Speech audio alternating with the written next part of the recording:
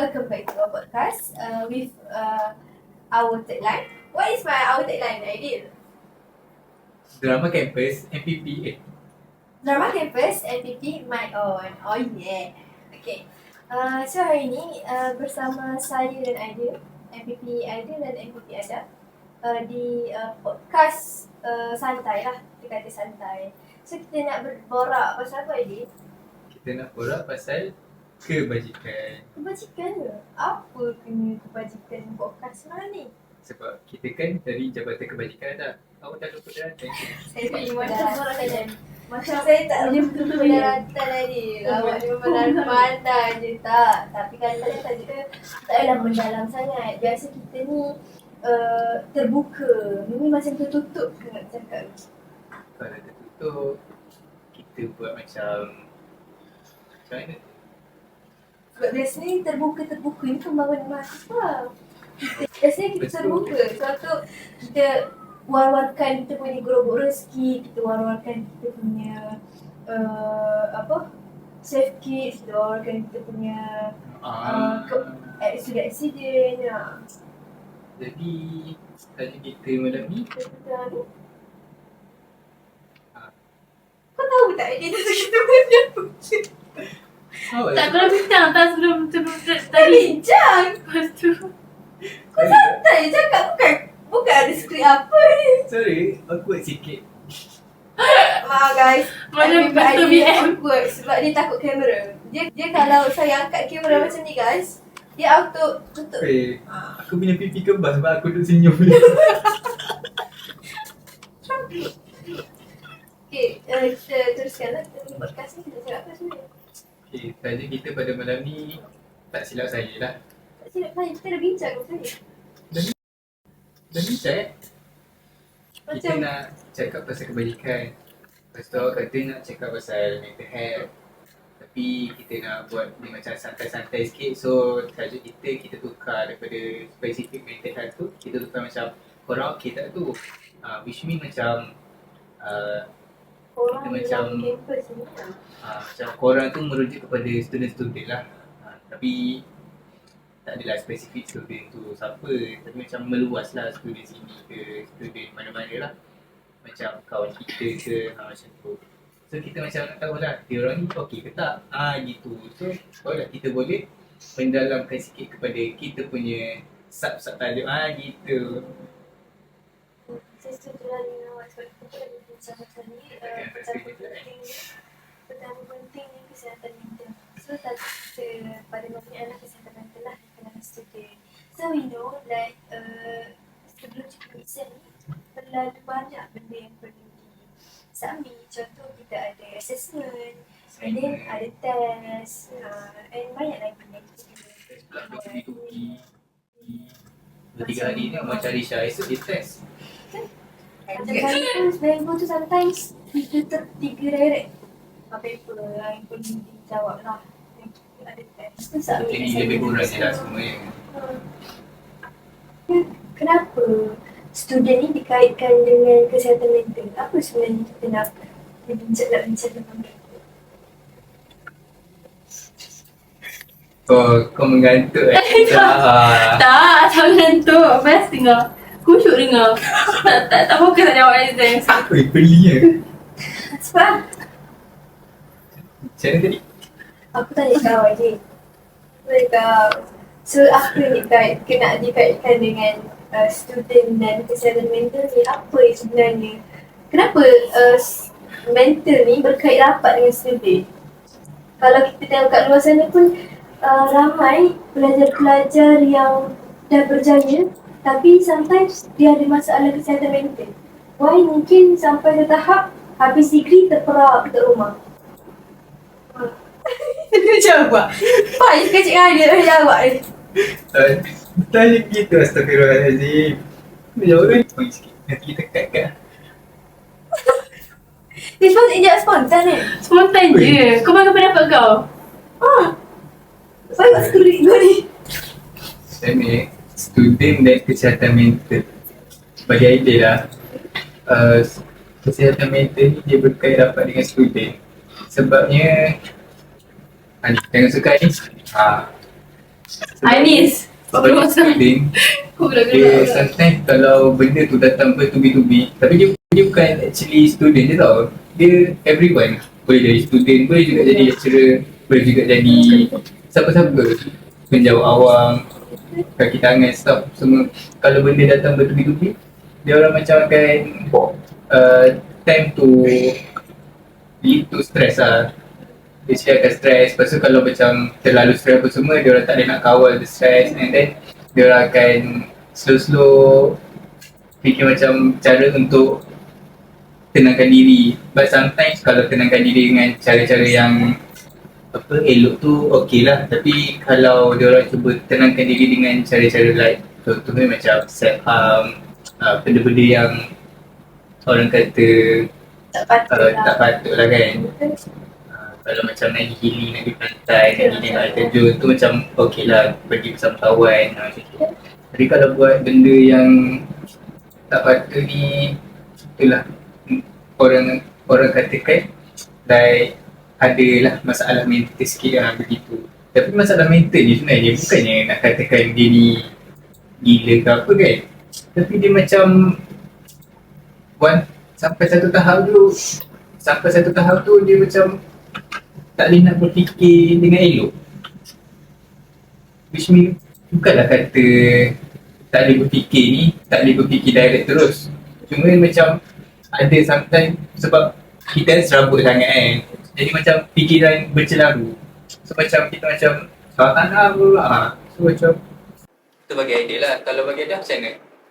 Bagi ada, saya suka idea sebabnya kita bila masa tak ada yang cakap idea, tak ada idea lah cakap idea ni you idea.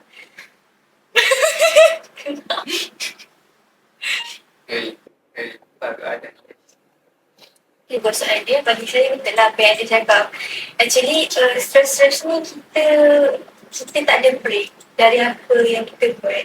So, in everything kita buat, kita kena ada break. Kita kena ada berfikir sejenak. Which means, bila kita terlalu banyak assessment yang perlu disubmit, terlalu banyak benda yang kena buat, sometimes kita kena ambil masa untuk diri kita sendiri. Untuk apa? Untuk kita berfikir. Berfikir sewajarnya. Kalau kita buat satu perkara dengan terlalu terkejar-kejar, sampaikan kita makan pun terkejar-kejar. Sikit-sikit tengok masa. Maksudnya kita tak ada masa betul-betul dengan diri kita. Pilih time untuk kita berfikir sejenak. Dengan berfikirlah kita akan rasional sebenarnya.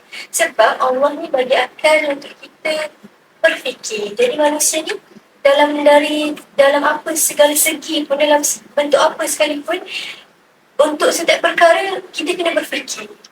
So bila otak kita ni, kita ada limit.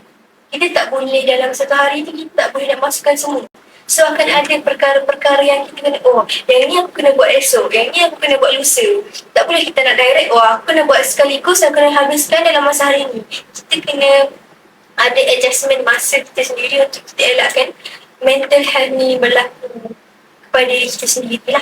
Terutama student, sebab student ni terlalu banyak benda yang dia kejar, terlalu banyak yang dia berfikir. Ada student dia nak kejar tentang duit, ada student dia nak deka, dia nak cari duit, dia nak fokus family, terlalu banyak. Tapi kita kena ambil masa untuk kita berfikir sejenak apa yang penting dan apa yang patut didahulukan terlebih dahulu.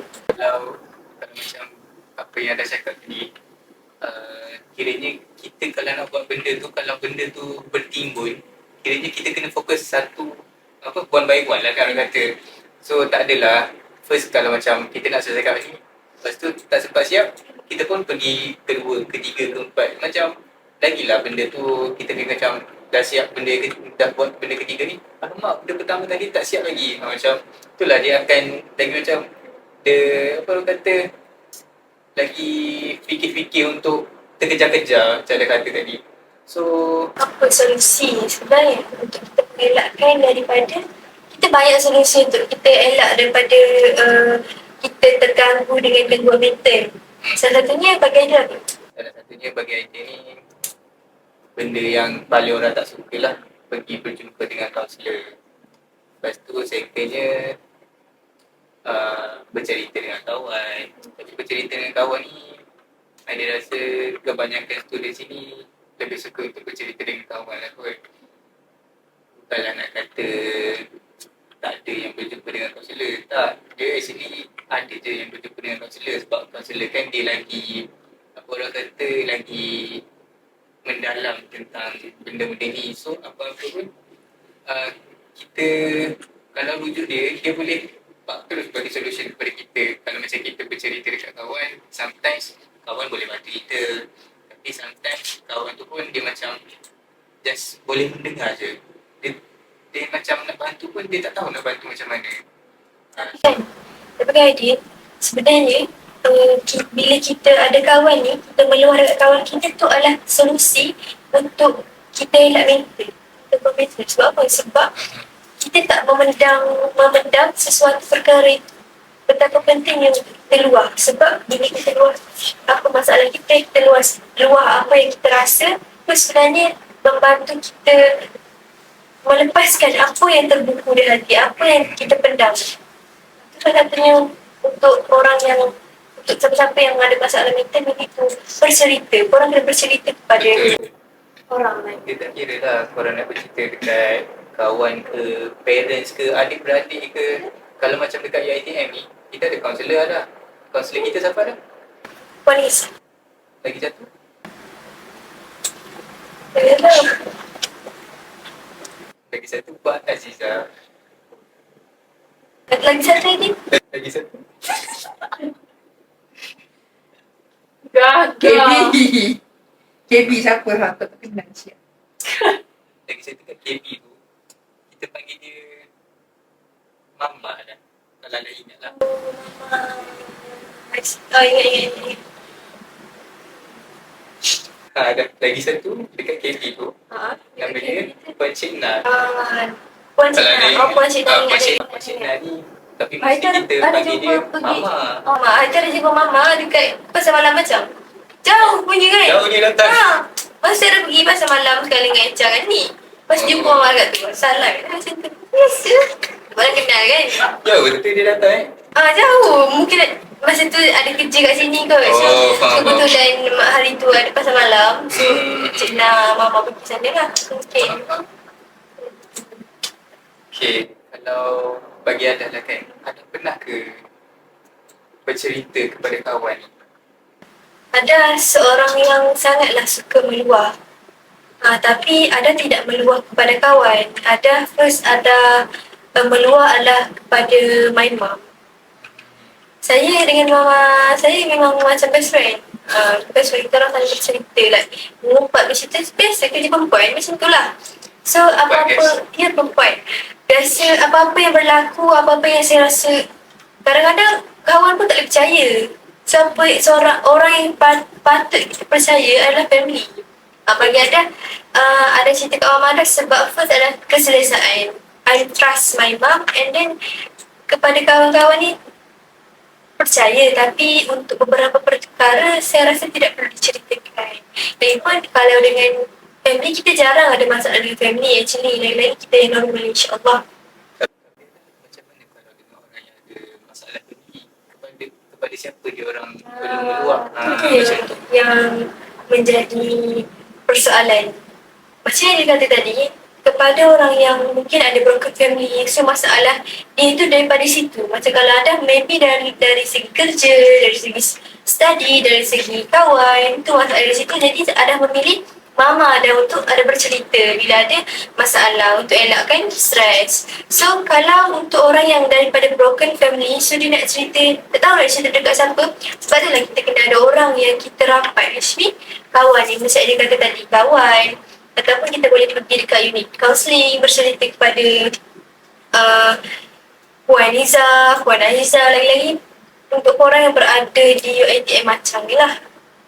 UiTM korang boleh berjumpa kami. Betul lah, kami pun antara salah satu korang boleh jumpa. Betul. Jika korang ada masalah, Kalau nak bercerita yang korang rasa tak terluar, yes. Saya ada insyaAllah akan berkomit dalam perkara itu, insyaAllah.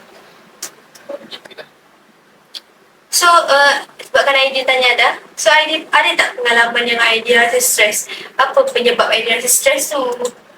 Dan kepada siapa Aidil bercerita? Ke Aidil ada someone special like untuk tempat Aidil bercerita?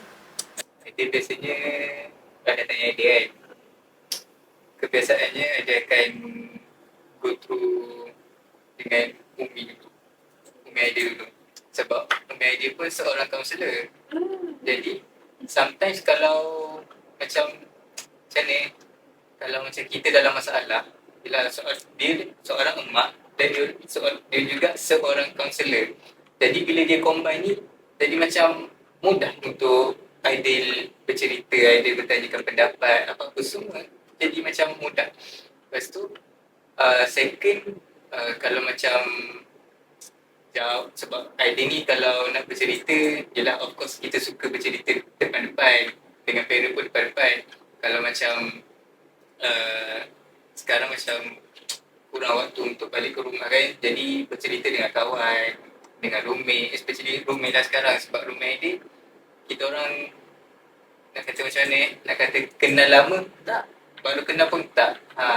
Kita orang kenal nak kata start degree lah, jadi kenal dengan dia orang, which mean dari SEM 1. So sekarang Aidil SEM berapa? Sekarang Aidil SEM 6. Dah dekat 3 tahun. Dekat 3 tahun dah.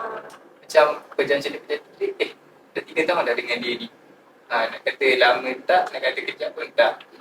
Cuma macam sometimes apa kita nak bercerita tu, kadang-kadang kita fikir juga dia ni macam boleh terima ke kalau aku cerita benda macam ni. Tapi nak kata kawan kan, dia macam kalau dia tengok Aidil macam tak okey, nampak muka berkedut, nampak pelik semacam je, macam dia akan tanya terus, okey tak? Lepas tu kalau macam ada apa-apa, dia nak pujuk-pujuk, dia tolong. Lepas tu kalau macam nak pujuk, nak tengok macam Aidil nampak stres ke apa, ajak dia makan. Lepas tu sambil makan sambil bercerita. Macam tu lah dia orang, nak kata macam dia orang dah boleh kenal lah. Macam tu. Pasal Aidil pun dengan dia orang pun macam boleh lah tahu, oh kalau tengok macam ni, oh tak boleh. Macam contoh, orang ni macam ni, kita tak boleh ganggu sebab macam tengok muka pun macam muka stres. Kalau tengok ni muka macam muka sedih, lepas tu kita pergilah kat tepi, tanya kenapa, okey ke tak, macam tu. Jadi tak selain daripada kita boleh bercerita dekat manusia, actually ada benda lain juga yang kita boleh buat. Betul ada. Contohnya kita tulis diary. Actually diary sangat-sangat membantu kita nulis apa yang kita buat seharian. Sebab kita ada satu je benda yang kita perlukan bila kita ada masalah kesihatan mental ni adalah masa untuk diri sendiri. Betul. Dan kita perlu lepaskan benda. Ya, betul. Kalau tak nak diary, kita bercakap dengan kucing, anything. Tapi janganlah bercakap dengan kucing tu depan orang kan. Apa yang tak ada masalah sebenarnya. Ada lagi orang kata macam, kau ni kenapa dah cakap dengan kucing? Kucing sebenarnya kadang sometimes kita kucing ni memang memahami macam tak. Salah. Tapi Aji tahu nenek ada kan dekat kampung. Nenek ada bercakap dengan semua binatang. Binatang tu faham. Nenek ada panggil je. Mai. Dia main. biasa kan. Ya, sebab dia biasa. Ayam semua. Oi, kalau kat kampung, nenek ada turun di tangga semua yang datang kat dia. Takut pula kita. Ada you. Lepas tu So ada selain ada lagi tak cara yang boleh buat. Kalau lepas tu macam anda kata tadi, tulis diary, cakap dengan haiwan. Ya, macam haiwan tu macam dekat dengan kucing ke. Contohlah, ikan anything lah. Macam kadang-kadang kita pun, saya pun tak tahu lah, kadang-kadang ada juga certain time tu cakap dengan diri sendiri. Anda pernah tak cakap dengan diri sendiri? Betul. Dia macam, bukanlah nak kata kita ni gila, tapi macam kita dah tak ada orang, so macam cakap dengan diri sendiri untuk melegakan diri. Dia macam pelik tapi benda tu ada. Gitu. Bagi anda apa lagi?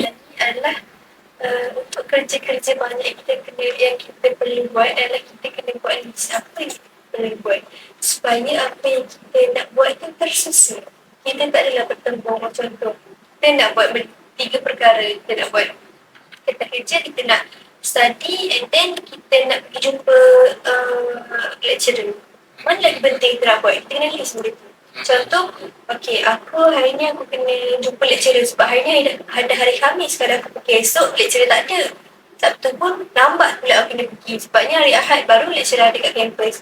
So kita pergi dulu jumpa lecturer. Itu contoh lah. So basically kita kena ada jadual kita lah dah.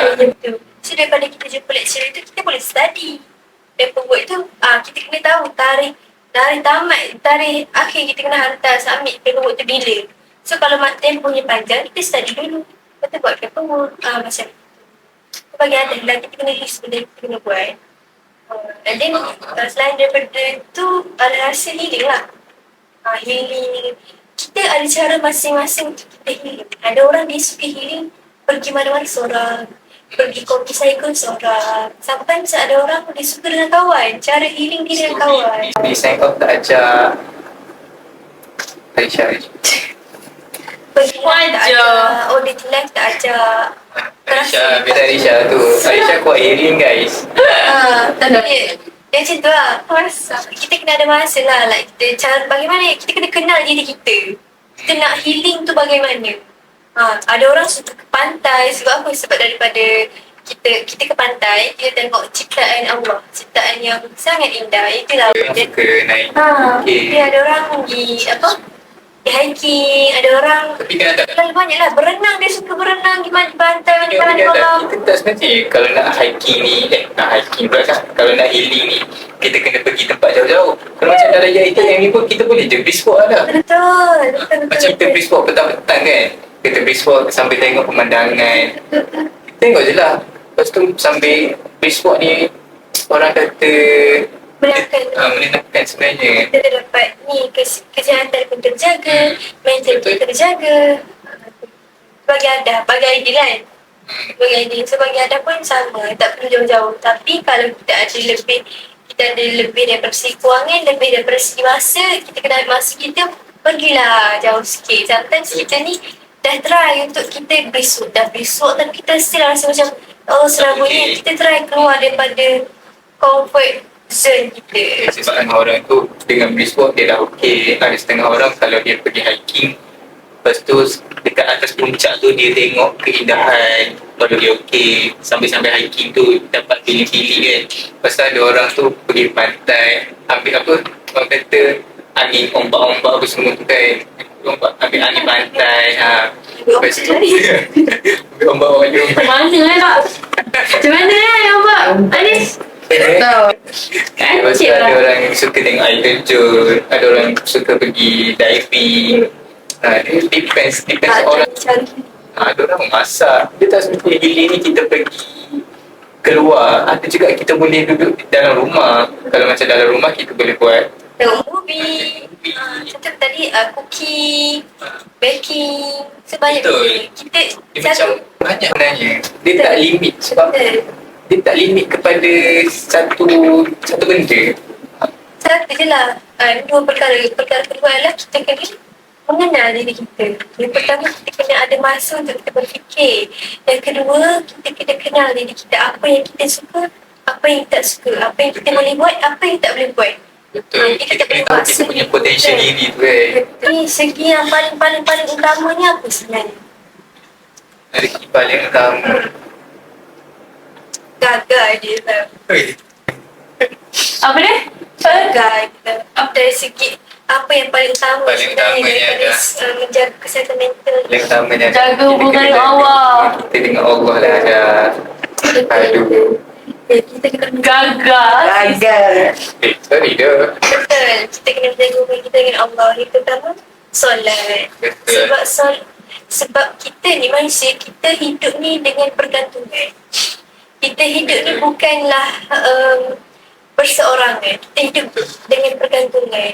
Contoh, kalau sekarang kita tak solat, kita tak buat apa yang Allah suka, sekarang kita rasa kita okey. Sebab apa? Sebab kita still ada family. Kita still ada ibu ayah yang boleh memberi kita apa yang kita nak.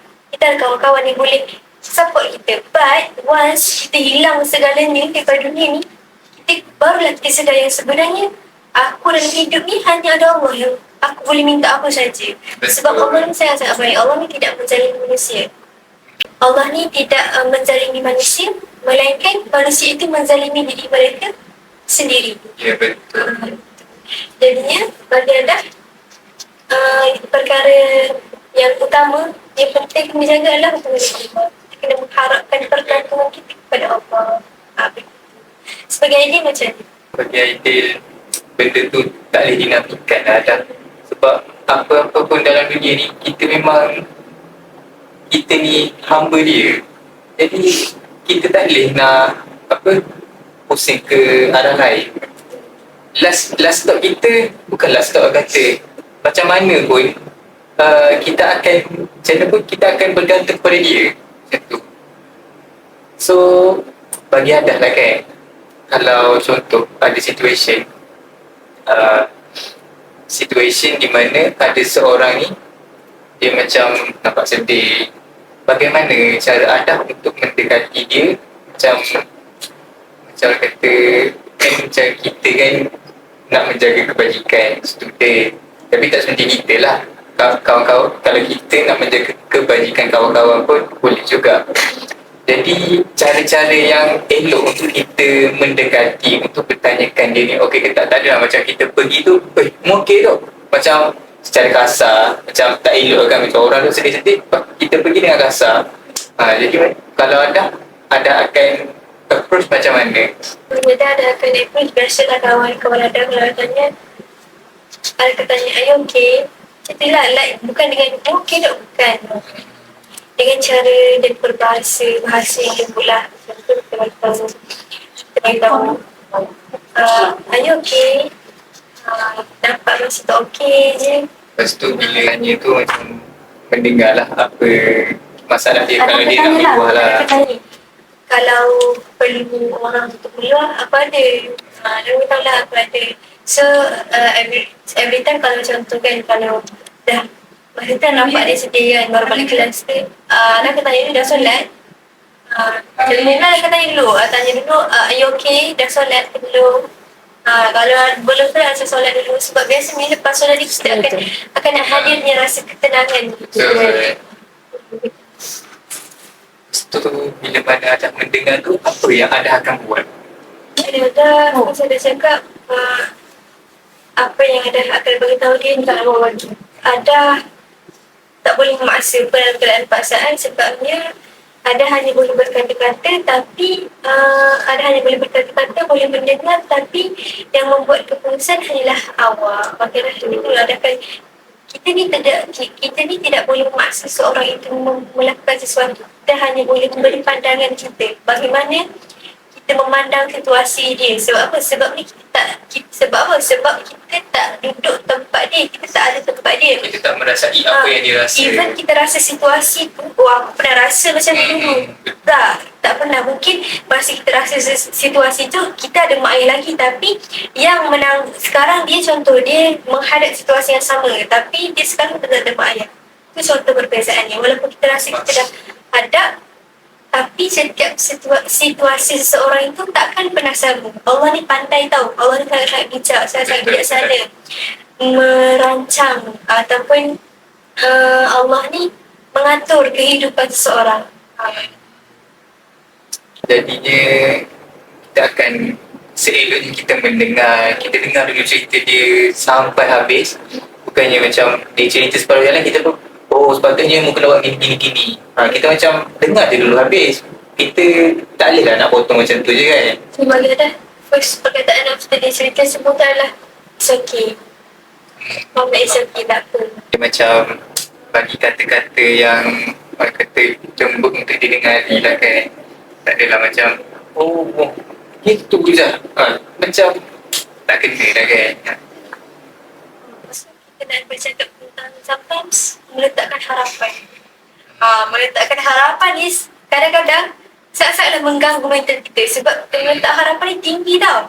Tapi bila kita tak dapat, kita akan susah nak move on. Betul tak?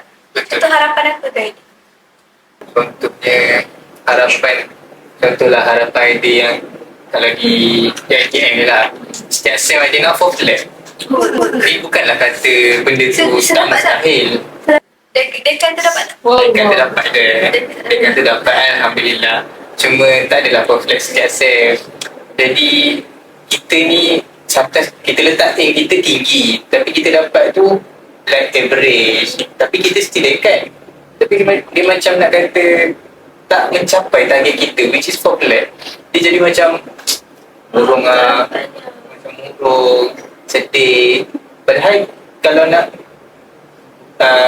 kalau nak tengok kita punya prestasi kita meningkat, benda tu dah okey dah sebenarnya. Siapa yang Aidil buat ni? Apa yang Aidil buat untuk Aidil bila dah dapat Aidil nak form flat ni tapi tiba-tiba dapat result 3.8. Oh, kalau macam idea lah kan, idea akan fikir 3.8 ni okey ke tak? Kalau macam tengok-tengok okey sangat 3.8 ni, walaupun idea aim for flat macam tu. Tapi idea dapat 3.8 ni, idea pun akan fikir macam takkanlah nak sedih gila-gila kan, sebabnya mungkin kat luar sana ada lagi orang yang 3.7, 3.6, 3.5. Malahan mungkin ada yang tak sampai 3.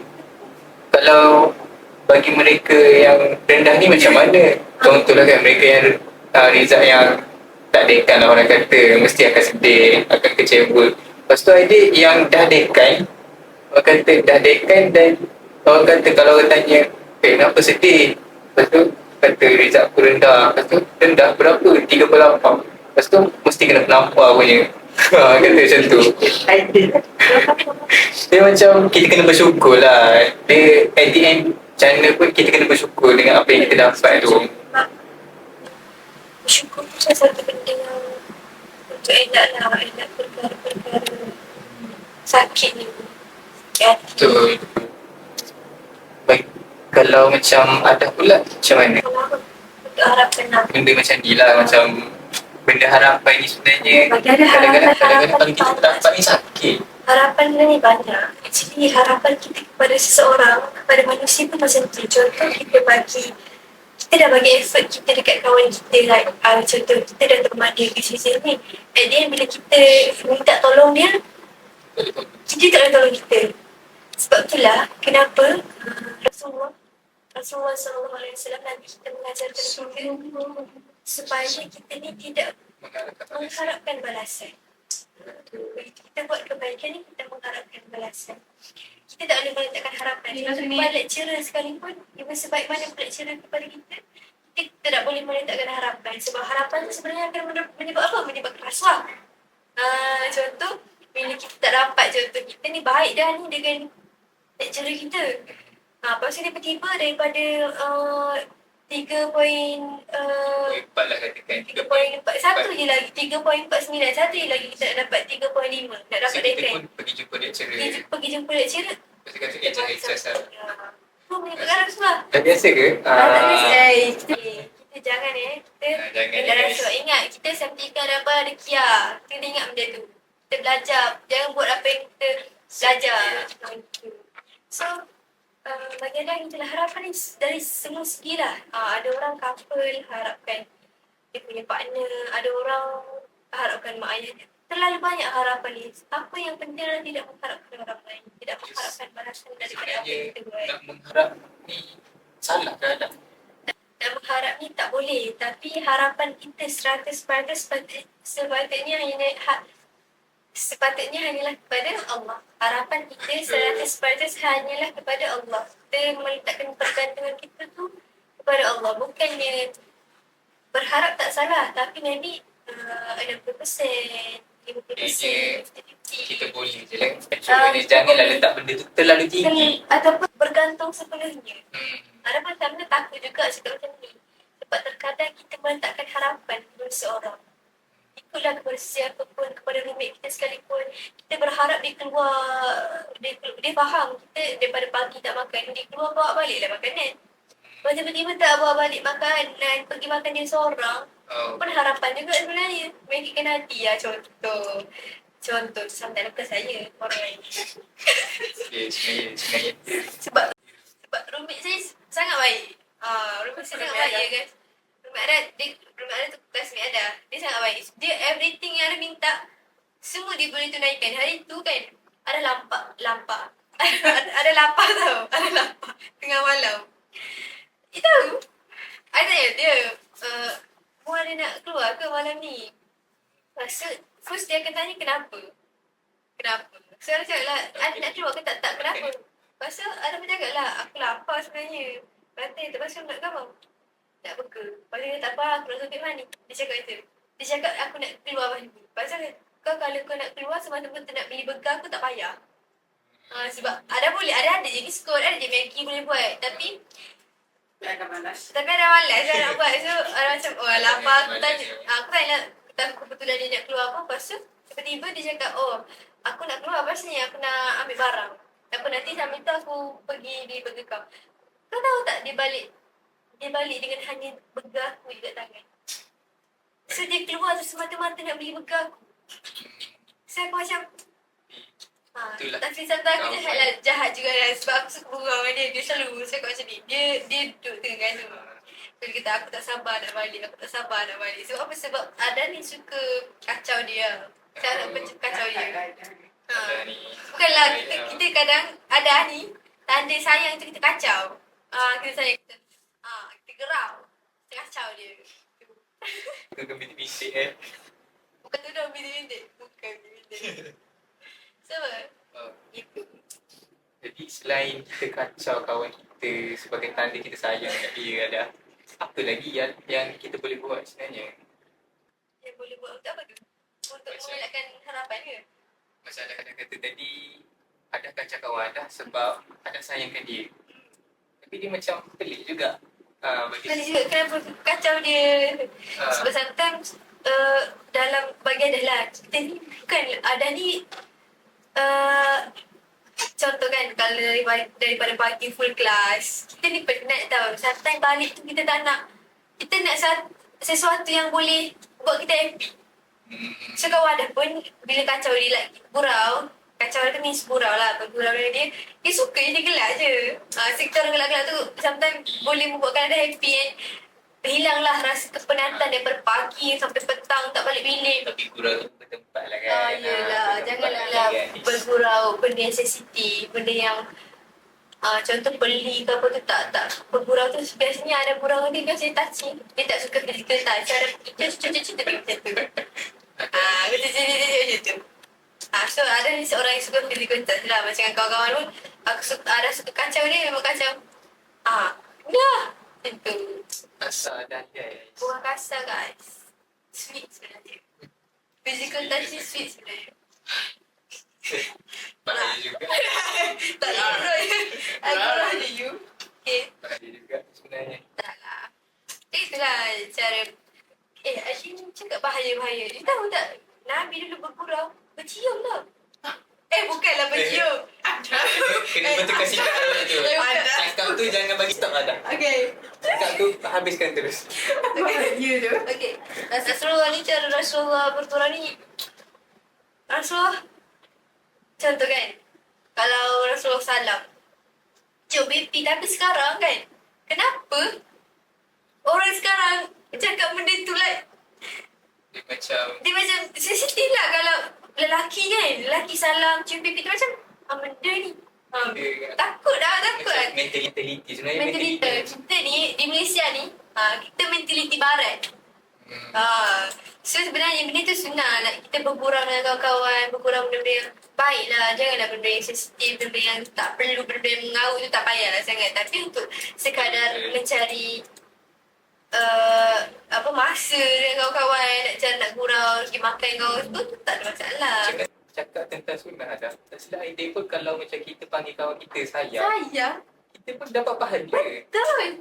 Tapi zaman sekarang tak adalah pula nak panggil putera sayang. Tu pelik lah. Tu macam pelik lah kan. Betul sayang. Tapi Tapi actually tak ada masalah pun sebab ada pun macam tu sebenarnya. tapi macam apa yang dia tengok lah kan. Kalau macam antara perempuan dia macam Tak ada tak ada masalah. masalah. Dia macam lelaki ni lah. Dia macam dia sikit. Pelik lah Dia lah sebab sikit. lelaki kan. Biasa Perempuan kan dah bahaya tau. Sometimes LGBT. perempuan pun dia betul betul LGBT. Lepas tu satu lagi perempuan tu sometimes kalau dia dah terbiasa dengan kawan perempuan dia panggil sayang, kadang-kadang dengan classmate lelaki dia pun tersayang juga. Oh. Tu bahaya juga. Tu bahaya. Tersayang tu macam perasaan je dia. Oh. Tu bukan. Idea kot. Adik I. Ada kot.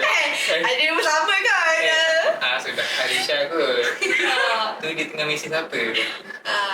So macam tu lah guys. So actually benda sekarang kita selalu nampak perkara-perkara baik tu, perkara-perkara yang sweet tu adalah sebagai benda yang tak elok. Tapi sebenarnya kalau ikut zaman-zaman dahulu, zaman-zaman dia kan, zaman-zaman 1980-an, 80-an. Sebenarnya tu sweet je. Like, Kalau tahun ni 1980 ada hidup ke? ada tak hidup. Tak hidup. Sebab nenek ada suka, bukan.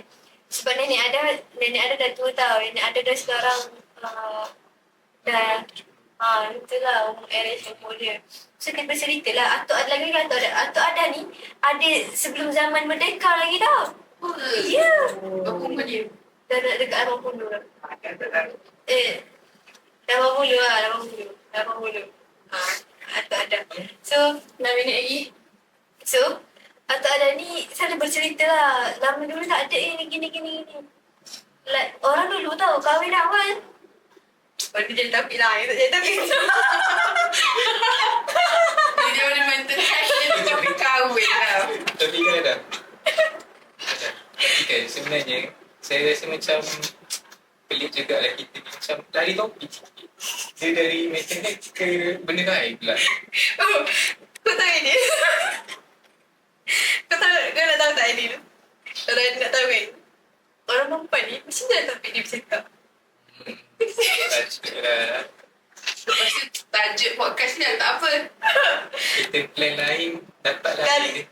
So sebenarnya kahwin tu guys adalah cara untuk ada stres juga.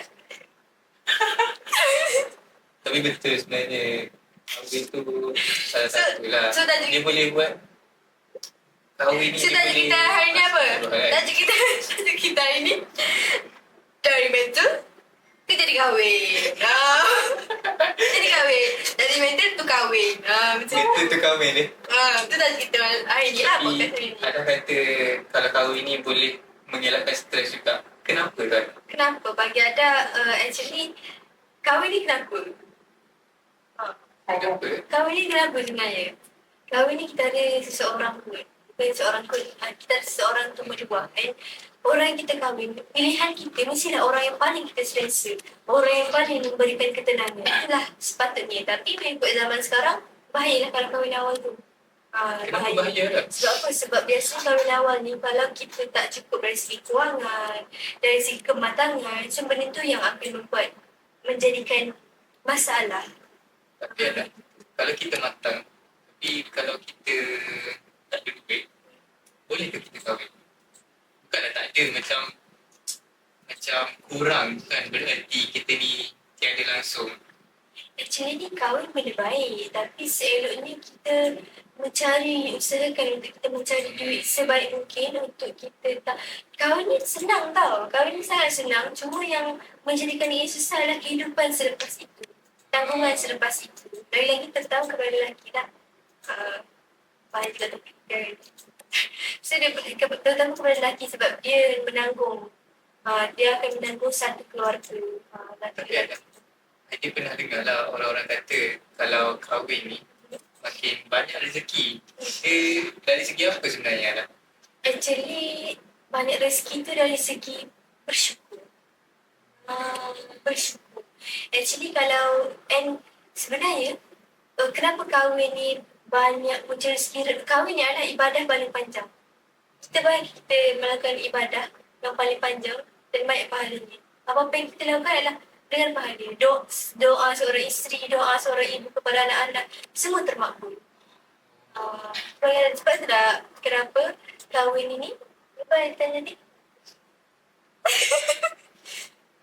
Sebab itulah kenapa kahwin ini muncul rezeki. So sebenarnya, itulah sebenarnya yang nak bagi tahu. Dan Kiranya setiap perbuatan yang kita buat tu ada pahalanya lah. bukan, ada pahalanya, memang akan dapat pahala. Faham. Sebab kita buat perkara yang Allah suka, perkara yang halal lah. Entah daripada kita buat benda yang tak elok. So, Betul. so baiklah kita bertahmid. Cuma untuk orang yang Jom kahwin. jadi untuk orang yang Bukan. macam ada masalah bahaya. Apa nama So, bahaya tu dia. So untuk korang yang belum lagi cukup dari segi kewangan, jangan kahwin lagi. Sebab apa? Sebab you guys, Bukan jangan. sometimes Usaha sikit usaha lagi. lah, usaha sikit lagi. Sebab apa? Sebab kita ni perlukan lagi-lagi perempuan dan juga lelaki lah, perlukan pemikiran yang matang sebenarnya. Bukanlah perkara sekarang orang kahwin awal, tapi perkara kecil, perkara yang menyebabkan contoh curang kan, ataupun lelaki tak suka perempuan tu kontak dengan mana-mana. Contoh, sama-sama student tak suka group assignment lain-lain sampai melibatkan macam-macam. Sekarang tikam Jadi 61 macam kali. Terlalu banyak kes Banyak tak puas hati lah orang kata. Ya, sebab tu kita kena membina kematangan dari segi minda kita. Dan juga mencari duit lah dari segi kewangan. Sebabnya dari pertama lelaki, sebab dia lah yang akan menabung satu keluarga. Tak salah untuk kahwin awal, tapi kita kena bersedia dan bersyukur in every situation. Okay, Alisha, lama lagi ke? Oh, dah nak stop. Minit je lagi ni. So, daripada tajuk kita, daripada awal tu macam tak menarik kan. So macam Dia macam last-last macam menarik sikit kan? macam Menarik sebab kahwin je sebenarnya. this is semua student fikir Dia macam kahwin. tu kot. So guys, So kita dah boleh tukar daripada kot channel ni. daripada mental ke kahwin. Daripada mental. So actually terlalu banyak lah. Terlalu banyak kalau orang tahu. Terlalu banyak perkara yang boleh kita elakkan stres sebenarnya. Terlalu banyak. Cuma kita yang kena Sangat cari banyak. solusi. So macam tu lah. Macam terlalu banyak. Kita je kena cari solusi dia. Kita kena cari solusi dia. Kita cari Sebab apa yang patut kita kita buat. kenal diri kita. Itulah. Kita tahu apa Bukan yang kita kenal. Kita kena ada orang dia tak kenal tahu diri dia. Oh. Sampai itulah ada orang dia kenapa aku nangis hari ni? Ada orang tanya macam tu. Kenapa dengan aku hari ni? Kenapa aku nangis? Kenapa? Sebab apa? Sebab kita tak kenal diri kita. Siapa yang paling benar? Kita adalah Allah. Sebab itulah ada satu pepatah kata, kalau kita dekat dengan Allah, maksudnya kita kenal diri kita. So, jadi kalau kita kenal diri kita, kita tahu solution Apa untuk yang membuatkan kita ni happy, untuk membuatkan kita ni tidak stres. ya betul. Begitu. Itulah. Okay, so guys, let's So review guys, je. for me lah, That's good.